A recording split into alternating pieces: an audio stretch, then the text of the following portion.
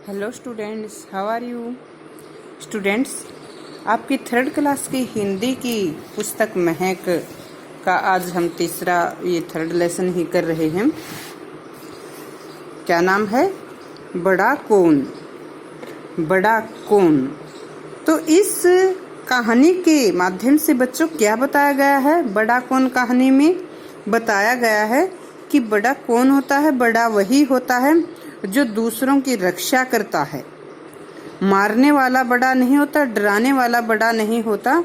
यदि कोई अपनी ताकत से दूसरों को डराता है, नुकसान पहुंचाता है और वो घमंड करता है कि मैं तो बड़ा हूँ, तो वह बड़ा नहीं होता। बड़ा कौन होता है? बड़ा होता है दूसरों की रक्षा करने वाला, उनकी मदद करने वाला। यही बात इस कहानी में समझाई गई है। तो प्राचीन काल की बात है। प्राचीन काल पुराना समय की, बहुत पहले की बात है बच्चों, कि प्रातः काल का समय था। प्रातः काल सुबह सुबह सूर्योदय का जो समय होता है, सूर्योदय होता है। सूर्य देव ने उसी समय धरती पर अपनी पहली लालिमा भेजना आरंभ की थी। सूर्य देव, सूर्य देवता। तो सुबह सुबह जब सूर्य निकलता है और सूर्य निकलता तो मौसम बहुत सुहावना होता है। ताजी और ठंडी ठंडी हवा चलती है, पक्षी चहचहाते हैं। और ऐसे में राजकुमार सिद्धार्थ भी इस दृश्य को जैसे देख रहा था। पक्षी चहचहा रहे थे, वह भी अपने राजमहल से बाहर बाग में टहल रहे था। टहलना, घूमना। तो राजकुमार सिद्धार्थ क्या कर रहे थे? वे इस अच्छे सुहाने मौसम में अपने बाग में घूम रहे थे। तभी अचानक पक्षियों में चहचहाट शोरगुल में बदल गया। जो पक्षी खुश होकर चहचहा रहे थे, सुंदर गीत गा रहे थे, अचानक वो भयभीत हो गए, डर गए और डर से चिल्लाने लगे। तो वृक्षों पर बैठे सभी पक्षी डर से इधर उधर उड़ने लगे। सिद्धार्थ ने सोचा ये क्या हुआ? तभी एक हंस लहूलुहान था। लहूलुहान खून से लथा हुआ, जिस पर खून लगा हुआ था। लहूलुहान, लहू खून को कहा जाता है। खून से भरा हुआ एक हंस ऊपर से सिद्धार्थ के पैरों के पास आकर गिरा। क्यों गिरा हंस? क्योंकि हंस के तीर लगा हुआ था। हंस को किसी ने तीर मारा था। राजकुमार ने क्या किया? उस हंस को उठा लिया और सोचने लगे कि दुनिया में कैसे कैसे लोग रहते हैं, कैसे निर्दयी लोग भी हैं। निर्दयी, जिसमें कोई दया न हो। निर्दयी कौन होते हैं? जिसमें दया न हो। ऐसे निर्दयी लोग भी रहते हैं जिनमें दया नहीं है। जो निर्दोष जिसका कोई दोष न हो, कोई गलती न हो। निर्दोष पक्षियों को मारने में भी कभी भी उनको आनंद मिल सकता है। क्यों मारते हैं वो ऐसे अच्छे अच्छे प्यारे प्यारे निर्दोष पक्षियों को? उनको क्या खुशी मिलती है इनको मारने से? तो ये सब बातें कौन सोचने लगा? राजकुमार सिद्धार्थ। सिद्धार्थ के पैरों के पास क्या आकर गिरा? हंस। हंस को क्या लगा था बच्चों? तीर लगा हुआ था। हंस लहूलुहान क्यों था? क्योंकि उसको तीर लगा हुआ था। तो इस प्रकार से राजकुमार जब ये सोचने लगे और उनने हंस को उठाकर उसके शरीर से लगा हुआ तीर धीरे धीरे निकाल दिया। उसने अपने एक सेवक से, क्योंकि वो राजकुमार था ना, राजा का पुत्र। राजकुमार क्या होता है? राजा का बेटा होता है। तो राजकुमार ने अपने एक नौकर से, अपने सेवक से पानी मंगवाकर हंस को पिलाया और उसके घाव पर दवा लगाई। मरहम लगाना, मरहम दवा लगाई और पट्टी बांधी।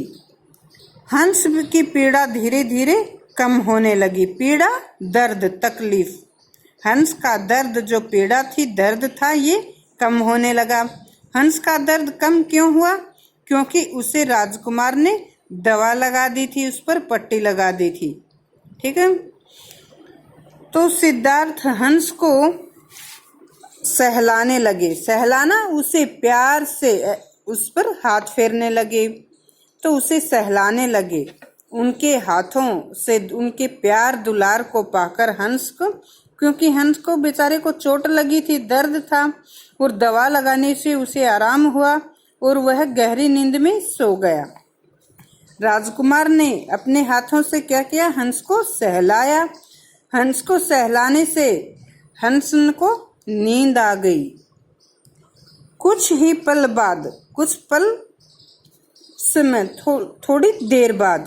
देर बाद देवदत्त भागता भागता बाग में पहुंचा। देवदत्त कौन थे? देवदत्त वह बच्चा था जिसने हंस को तीर मारा था। देवदत्त वहां आया। उसने सिद्धार्थ की बाहों में घायल हंस को देखा। उसने देखा सिद्धार्थ के पास एक हंस है जो घायल है और नीचे ही लहू से सना एक तीर पड़ा था। लहू खून से सना हुआ, भरा हुआ। ये कौन सा तीर था? ये वही तीर था जो सिद्धार्थ ने हंस के शरीर से निकाला था। तो देवदत्त समझ गया कि यह वही तीर है जिसे उसने हंस पर चलाया था। देवदत्त तीर देखकर समझ गया था कि हंस पर तीर लगा था और तीर से वह घायल हुआ था। तो सिद्धार्थ की ओर लपका और बोला, यह हंस मेरा है। क्योंकि हंस को उसने झपटना चाहा, कहा ये मेरा है, मैंने इस पर तीर चलाया था, ये मेरा है। सिद्धार्थ ने कहा इस समय तो ये मेरा है। देवदत्त ने क्या कहा कि हंस मेरा है क्योंकि इसको मैंने तीर से घायल किया है, मैंने इसे पकड़ा है, ये मेरा है। सिद्धार्थ ने क्या कहा कि ये मेरा है। देवदत्त ने कहा ये मेरा शिकार है, मैंने ही उसे तीर चलाकर नीचे गिराया है। सिद्धार्थ ने उत्तर दिया यह तो बहुत गलत बात है। किसी निर्दोष पक्षी को घायल करना, मारना ये अच्छा काम नहीं है। आपने अच्छा कार्य नहीं किया, आपने गलत कार्य किया है। आप तो इसे मार रहे थे, फिर ये आपका कैसे हुआ? ये तो मेरा है, मैंने इसे बचाया है। तो इस प्रकार से बच्चों दोनों में झगड़ा होने लगा। जब दोनों में ऐसे झगड़ा होने लगा तो दोनों राजा के पास पहुंचे और राजा ने जब उनकी शिकायत सुनी तो राजा ने कहा इसका फैसला कल दरबार में होगा। दरबार जहाँ पर राजा अपनी सभा लगाते हैं और फैसला सुनाते हैं, जो नगरवासी होते हैं उनकी समस्याएं सुनते हैं, उनका समाधान करते हैं। तो राजा ने कहा कि इस समस्या का समाधान भी दरबार में ही होगा। तो इस प्रकार से राजा ने दोनों से वह हंस लिया और अपने अंगरक्षक को सौंप दिया। अंगरक्षक, अंगों की रक्षा करने वाले। तो राजा ने किसे सौंप दिया? वह अपने अंगरक्षक, जो राजा का रक्षक था ना, राजा जहाँ जाता था, राजा को कोई खतरा उत्पन्न हो, राजा का बॉडीगार्ड था। तो राजा ने अपने सेवक को इसे दे दिया। सौंप देना, उसे देना। ठीक है बच्चों, तो इस कहानी को इतना आप पढ़ेंगे, आगे की कहानी हम कल करेंगे।